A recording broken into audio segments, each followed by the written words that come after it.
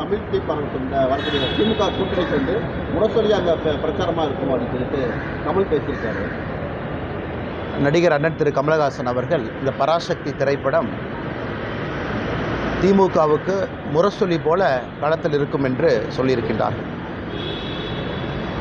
கமலஹாசனை ரொம்ப அருமையாக சொல்லியிருக்காரு, நியாயமாக பேசியிருக்காரு, கரெக்டாக பேசியிருக்காரு. கண்டிப்பாக அது திராவிட முன்னேற்ற கழகத்தினுடைய முரசொலி போல பராசக்தி களத்தில் இருக்கும். நான் அந்த கருத்தை ஏற்றுக்கிறேன். ஏன்னா இந்த திரைப்படம் மிக அழகாக காங்கிரஸ் கட்சி தமிழக மக்களுக்கு செய்த துரோகத்தை 1950 நம்முடைய அரசியலமைப்பு சட்டம் வந்த பொழுது ஒரு மொழிகளும் எப்படி இருக்க வேண்டும் என்கின்ற வரைமுறை கொண்டு வந்திருந்தாங்க. பேசக்கூடிய மொழி எது, அஃபீஷியல் லாங்குவேஜ் எது, கம்யூனிகேட்டிவ் லாங்குவேஜ் எது, மத்திய அரசுக்கும் மாநில அரசுக்கும். கொஞ்ச நாள் கழித்து லிங்க் லாங்குவேஜாக எது வரும் என்று காங்கிரஸ் 1950 தீர்மானித்த ஹிந்தி. அது 1965 ஹிந்தியை திணிக்க ஆரம்பித்து எல்லோரும் ஹிந்தி கற்றுக்கொள்ள வேண்டும் என்று காங்கிரஸ் கட்சி செய்த அடாவடித்தனத்தை மிக அற்புதமாக பராசக்தி படத்தில் போட்டு காட்டியிருக்கிறார். அதனால் பராசக்தி படத்தினுடைய மொத்த குழுவினருக்கும் என்னுடைய மனமார்ந்த வாழ்த்துக்கள். அக்கா சுதா கொங்கரா அவர்களுக்கு, அருமை சகோதரர் சிவ கார்த்திகேயன் அவர்களுக்கு என்னுடைய வாழ்த்துக்கள். தமிழக மக்களுக்கு மறுபடியும் ஒரு முறை இத்தனை ஆண்டுகள் கழித்து காங்கிரஸ் செய்த துரோகத்தை படம் பிடித்து காட்டியதற்கு. இதில் ஆச்சரியம் என்னென்னா திமுக காரன் கொண்டாடிக்கிட்டு இருக்கிறான். அதான் அதில் சந்தோஷமாக இருக்கிறேன். எங்கே ஆப்பு வைக்கிறாங்க, நட்டில் வச்சாங்களா போல்ட்டில் வச்சாங்களானே தெரியாது திமுக காரன். இந்த பராசக்தி படம் சூப்பராக இருக்குது.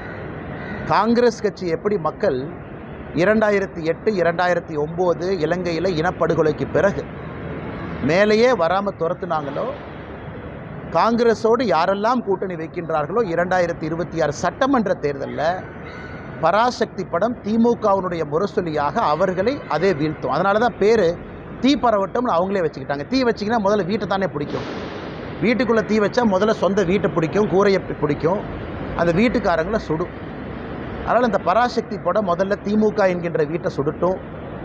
காங்கிரஸோடு கூட்டணியில் யாரெல்லாம் இருக்கிறாங்களோ உங்கள் கூரையில் தீ பரவட்டும்.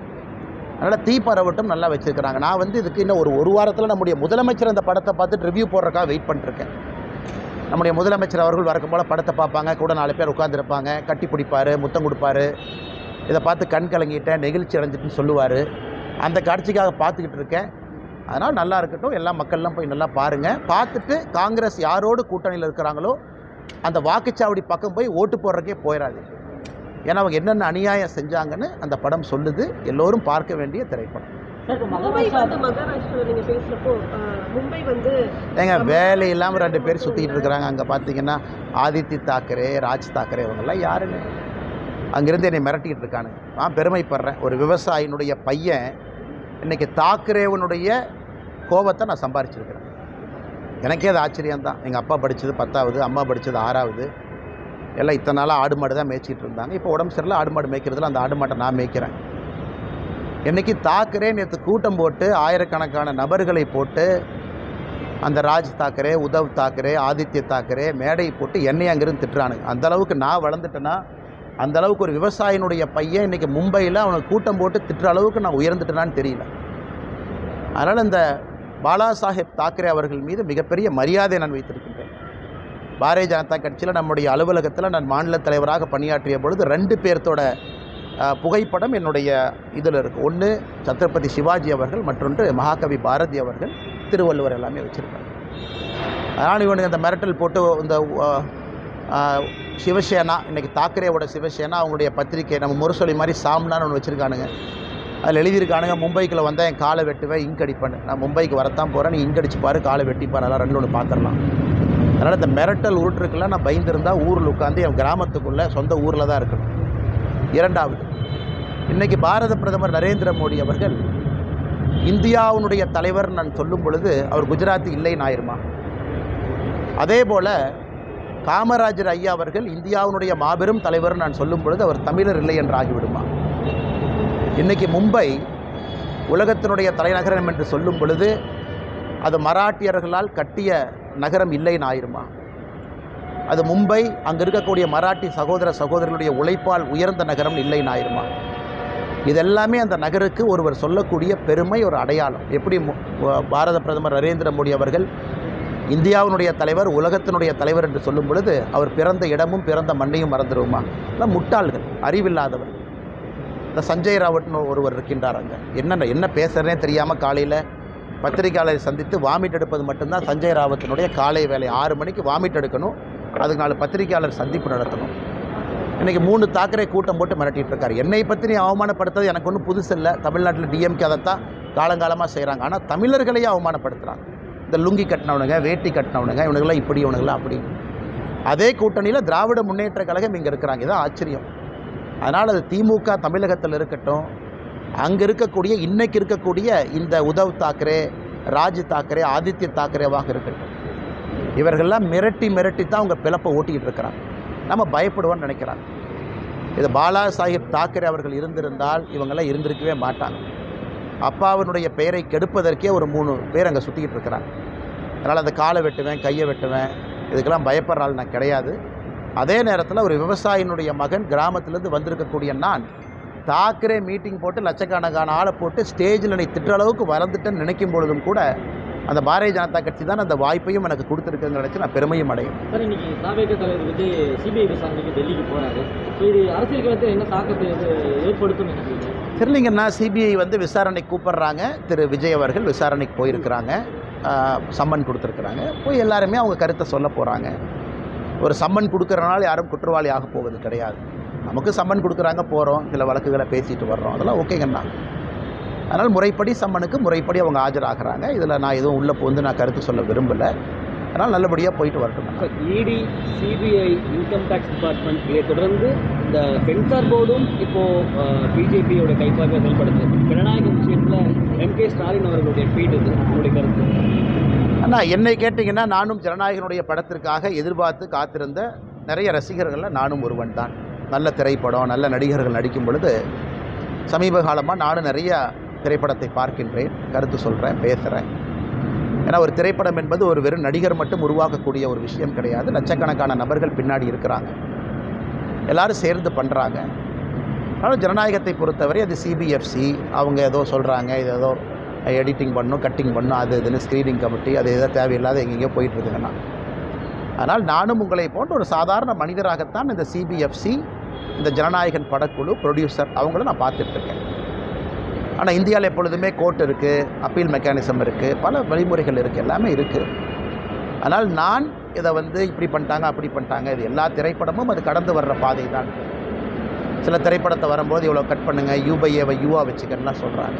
என்னை கேட்டிங்கன்னா நானும் நிறைய பேர்த்த போல் ஜனநாயகம் படத்துக்காக காத்திருக்கக்கூடிய ஒரு மனிதனாகத்தான் நானும் இருக்கேன். படத்தை பார்க்காம எது தப்பு சரின்னு அப்படி சொல்ல முடியும்? பராசக்தியை பற்றி நீங்கள் கேட்டீங்க, நான் கருத்தை சொல்லிட்டேன். நல்ல படம், நல்ல ஒரு முக்கியமான கருத்து சொல்லியிருக்கிறாங்க. அதை திமுகவும் காங்கிரஸ்காரங்களும் கட்டாயமாக பார்க்கணுங்கிற என் கருத்தை சொல்லிட்டேன். அதனால் ஜனநாயகம் படம் வெளியிடும் பொழுது நிச்சயமாக அதை பார்த்துட்டு நான் சொல்கிறேங்கன்னா, அதுவரை நிறைய விஜய் ரசிகர்கள், நிறையா சினிமா படத்தினுடைய ரசிகர்கள், நல்ல சினிமா வேண்டும் என்று நினைக்கக்கூடிய மனிதர்களைப் போல நானும் அந்த படம் வரட்டும் என்று காத்துக்கொண்டேன். தமிழக சட்டமன்றத்தில் ஓய்வு மாநிலம் இந்த திமுக அரசின் செயல்பாடுகளை பற்றி எவ்வளோ மார்க் போடுவீங்க? ஆனால் ஒரு ஆட்சி என்று சொல்லும் பொழுது நிறை குறை என்று சொல்வார்கள். நிறையும் குறையும் 50-50% இருந்தால் ஓகே அப்படின்னு. ஆனால் ஜனநாயகம் எல்லா மக்களுடைய எதிர்பார்ப்புகளையும் பூர்த்தி செய்ய முடியாது. குறைகள் அதிகமாகவும் நிறைகள் மிக மிக குறைவாகவும் இருக்கக்கூடிய ஆட்சியாகத்தான் நான் பார்க்குறேன். ஆனால் ட்ரூ டெஸ்ட் என்பது வருகின்ற சட்டப்பேரவை தேர்தலில் மக்கள் தான் எஜமான்கள். அந்த எஜமான்கள் இவிஎம் மிஷினில் அவங்க போய் முடிவு செய்வாங்க. அதனால் எஜமான்கள் போடக்கூடிய மார்க்குக்காக காத்திருப்போம். நிறைய குறைகளும் கொஞ்சம் நிறைகளும் இருக்கக்கூடிய ஆட்சியாகத்தான் இந்த 4.5 ஆண்டு கால திராவிட முன்னேற்ற கழகத்தினுடைய ஆட்சி நான் பார்க்குறேன். ஆனால் மார்க்கு போட தகுதியானவங்க நம்முடைய எஜமான்கள் மக்கள். என்னை போன மனிதர்கள்லாம் மார்க் போட்டால் அது சரியாக இருக்காது. நீங்கள் திமுக நிறைய ஊழல் பற்றி அறிவிக்கீங்க. இப்போ எதிர்கட்சி தலைவரும் எடப்பாடி ஆளுநர் மனு கொடுத்துருக்காரு ஊழல் பற்றி. நல்லது தாங்கண்ணா, நல்லது தான். அது பேசும் பொருள் ஆகணும், மக்கள்கிட்ட வைக்கணும். அது எல்லா மீடியா நண்பர்களும் அதை டிஸ்கஸ் பண்ணணும். திமுகவினுடைய ஊழலை த்ரெட்பேராக பார்க்கணும். ஏன்னா இடி இன்றைக்கி நிறையா திரு KN நேரு அவர்கள் மீது 1 முறை அல்ல 2 முறை வேறு விஷயம் சொல்லியிருக்கிறாங்க. அது இன்றைக்கி தான் உப்புக்கு சப்பானியாக DVSC, department of vigilance and anti corruption, அதுக்கு ஒரு நேம் சேக் ஒரு FIR போட்ட மாதிரி தெரியுது. அதுவும் இன்னும் மீடியா நண்பர்களுக்கு அவங்க ரிலீஸ் பண்ணல, அதுவும் பொதுவெளியில் வரல என்ன பண்ணியிருக்காங்க. அதனால் மக்கள் இதெல்லாம் பார்த்துக்கிட்டு இருக்காங்க. ஏன்னா பல்வேறு அமைப்புகள் வெளியிருந்து சாதாரண நபர்கள் எல்லாருமே இன்றைக்கி ஊழலை பற்றி பேசுகிறாங்க. அதனால் நிச்சயமாக இது பேசும் பொருள் என்று சொல்வதை விட சாதாரண மனிதர்களை பாதிக்கக்கூடிய ஒரு பொருள். அதற்காக காத்திருப்போம். மக்கள் என்ன சொல்கிறாங்க, மக்கள் எப்படி இதை பார்க்குறாங்கன்னு. என்னை பொறுத்தவரை ஊழல் என்பது சாதாரண மனிதனுடைய நார்மல் வாழ்க்கையை தொட ஆரம்பிச்சிருச்சு. அதனால் நிச்சயமாக அது இவிஎம் மிஷனில் அவங்களுடைய கருத்தை அவங்க தெரிவிப்பாங்க. தேசிய ஜனநாயக கூட்டணியில் டிடிவி தினகரன், ஓபிஎஸ் இருவரையும் கொண்டு வரணும்னு நீங்கள் ரொம்ப முயற்சி பண்ணியிருந்தீங்க. 2-3 நிமிடங்களுக்கு முன்பாக டிடிவி தினகரன் அமித்ஷாவை சந்தித்து தான் தகவல் இருக்குது. தேசிய ஜனநாயக கூட்டணியில் இணையத்துக்கு சம்மதிச்சிட்டாருன்னு ஒரு தகவல். ஆனால் எனக்கு தெரியாது. நான் டிடிவி என்ன சந்திச்சேனான்னு நீங்கள் கேட்டிங்கன்னா நான் பதில் சொல்லுவேன். அவர் யாரை சந்தித்தார் எனக்கு தெரியாதுங்கன்னா. என்னுடைய கருத்தில் ஆரம்பத்திலிருந்து எந்த மாற்றமும் இல்லை. நான் ஒரே கருத்தில் தான் இருக்கேன். நன்றிங்க. விரும்புகிறீங்களா? ஆனால் தேசிய ஜனநாயக கூட்டணி பொறுத்தவரை வலிமையாக இருக்கணும்னு நினைக்கிறேன். இந்த எலெக்ஷன் வந்து ஒரு சாதாரண ஒரு எலெக்ஷன் கிடையாதுங்கன்னா, ஒரு மிக வித்தியாசமான ஒரு தேர்தல். 4 முனை போட்டி இருக்கக்கூடிய தேர்தல். தமிழகத்தில் 4 முனை போட்டி பார்த்து ரொம்ப நாள் ஆச்சு. அண்ணன் சீமான் அவர்களும் தயவு செஞ்சு அப்படியே லைட்டாக யாரும் எடை போட வேண்டாம். கொள்கைக்காக ஒரு மனிதன், அந்த கொள்கை எனக்கு பிடிக்குமோ பிடிக்காதோ அது ரெண்டாவதுங்கன்னா, கொள்கைக்காக ஒரு மனிதன் தனிந்து துணிச்சலாக நின்றுக்கிட்டே இருக்கார். கேண்டிடேட்டை போட்டுக்கிட்டே இருக்கார். தேர்தலுக்கு தேர்தல் நிற்கிறாரு. லோக்சபா தேர்தலுக்கு அவருக்கும் அந்த கட்சிக்கும் தேர்தலுக்கு சம்மந்தமே இல்லைனா கூட 8% ஓட்டு வாங்கியிருக்காரு. அதுவும் ஒரு ஸ்ட்ராங் 4th ஃப்ரண்ட். விஜய் அவர்கள் ஸ்ட்ராங்காக அவங்களுக்கு களத்தில் வந்திருக்கிறாங்க. எல்லா இடத்துலையும் தொண்டர்கள் இருக்கிறாங்க. அதே நேரத்தில் தேசிய ஜனநாயக கூட்டணியை பொறுத்தவரை அனுபவமும் இருக்குது, வலிமையும் இருக்குது, மோடி அவர்களுடைய ஆசீர்வாதமும் இருக்குது. மிக வலிமையான ஒரு கூட்டணி களத்தில் இருக்குது. திராவிட முன்னேற்ற கழகத்தையும் சாதாரண இடப்படக்கூடாது. இந்தியாவில் இருக்கக்கூடிய பிராந்திய கட்சிகளில் ஓல்டஸ்ட் பொலிட்டிக்கல் பார்ட்டி.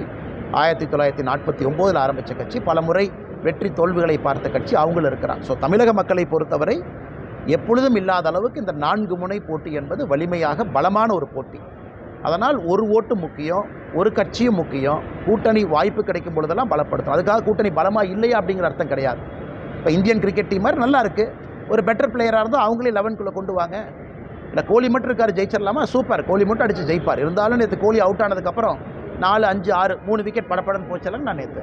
அதனால் நல்ல நல்ல பிளேயர் கிடைக்கும் பொழுது டீமை நம்ம ஸ்ட்ராங் பண்ணுறதுக்காக அந்த டீமில் வீக்கான பிளேயர்ஸ் இருக்கிறாங்கன்னு அர்த்தம் இல்லை. யாரெல்லாம் வலிமையாக இருக்கிறாங்களோ எல்லாத்தையும் சேர்த்துக்கிட்டு முன்னாடி கொண்டு போகும் அப்படிங்கிறது தான் என்னுடைய கருத்து.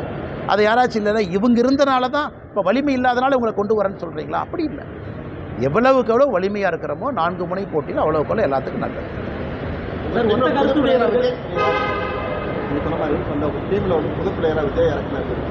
என்ன 11 பிளேயரு, அதுக்கு மேலே ஃபீல்டிங் கோச்சு, பேட்டிங் கோச்சு, நிறையா கோச் இருக்கிறாங்க. அந்த கோச்செல்லாம் சேர்ந்து தீர்மானிக்கணும். அப்புறம் ஸ்பெக்டேட்டர் இருக்கிறாங்க, ஸ்பெக்டேட்டருக்கு அது பிடிக்கணும். ஏன்னா கிரிக்கெட்டுங்கிறது வெறும் 11 பிளேயர் ஆடிட்டு வந்தால் மட்டும் அழகு இல்லைங்கண்ணா. அந்த 11 பேரை பார்க்குறதுக்கு 1 லட்சம் பேர் போய் கை தட்டினா தான் அழகு. யார் சேரணும், யார் பிரியணும் அப்படிங்கிறதுக்கெல்லாம் பொறுத்திருந்து பார்ப்போம். காலம் தான் பதில் சொல்லும். ஒன்றே நேரம் அந்த ஒத்த கருத்து என்னன்னா திமுக வீழ்த்துறதும் அதிமுகவுடைய முன்னாள் அமைச்சர்கள்லாம் சொல்லிட்டு இருந்தாங்க. விஜயுடைய ஒத்த கருத்தும் அதுதான், திமுக வீழ்த்தணும்னு சொல்கிறாரு. அதிகப்படியான விமர்சனம். நேரம் இருக்குது, காலம் இருக்குங்கன்னா திமுகவை வீழ்த்துவது நோக்கமா? ஒத்த கருத்து எல்லாமே இணையணும். இல்லை அண்ணன் கேட்ட கேள்வி நான் ஆமோதிக்கிறேன். அண்ணன் கேட்ட கேள்வி தவறு நான் சொல்லவே இல்லை. திமுகவை வீழ்த்துவது பிரதான நோக்கமா? ஒத்த கருத்து இருக்கவங்களாம் வரணுமா? ஓட் ஸ்பிளிட் ஆகக்கூடாதா? சரியான பார்வை தான். அந்த பார்வையில் எதுவும் தவறு இல்லை. அதே நேரத்தில் மக்கள் ஐடியாலஜியும் பார்க்குறாங்க. ரொம்ப எக்ஸ்ட்ரீம் முரண்பாடுகளாக இருக்கக்கூடிய ஐடியாலஜியை ஒன்றா போட்டிங்கன்னா அது ஒரு வெஜ் பிரியாணியை நான்வெஜ் பிரியாணி ரெண்டாக சமைச்சு வச்சுட்டு வெஜ்ஜும் இல்லை நான்வெஜ்ஜும் இல்லை சென்டரில் இருக்க சாப்பிடுன்னு சொல்கிற மாதிரி. அதனால் ஏற்கனவே சொன்னது போல் இந்த எலெக்ஷனை பொறுத்த வரைக்கும் நான் கோச் இல்லை, இந்த எலெக்ஷனை பொறுத்த வரைக்கும் நான் கேப்டன் இல்லை, இந்த எலெக்ஷனை பொறுத்த வரைக்கும் உங்களைப் போல் நானும் அந்த பார்வையாளரில் ஒருத்தன். அதனால் கோச்சு கேப்டன் பல பேர் இருக்கிறாங்க. அவங்கெல்லாம் சேர்ந்து முடிவு பண்ணிட்டு எது சரியாக இருக்கும்னு. நான் தொடர்ச்சியாக இன்றைக்கி ஸ்பெக்டேட்டராக இருந்தாலும் கூட தமிழக மக்களுக்கு எது நல்லதுன்னு பேசக்கூடிய ஸ்பெக்டேட்டராக இருக்கேன். காலம் பதில் சொல்லட்டும், காத்திருப்போம்.